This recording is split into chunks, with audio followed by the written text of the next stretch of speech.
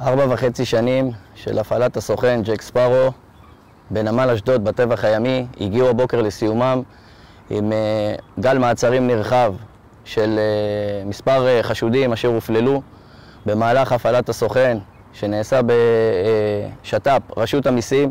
מדובר בהפעלה יצירתית ומורכבת אשר במהלכה הוחדר סוכן כבודק מכס לתוך נמל אשדוד. במהלך פעילותו בנמל פנו אליו מספר רב של עמילי מכס ויבואנים על מנת שיבצע עבורם הברחה תמורת שוחד של סחורות שאינן תקינות ולא עומדות בתקן מדינת ישראל לתוך שטחי מדינת ישראל ושטחי איו"ש. כמו כן מדובר בהיקפי עבירה של מאות ומיליארדי שקלים אשר נעלמו מקופת המדינה כתשלום מיסים שהיו אמורים להישלם תמורת אותם סחורות.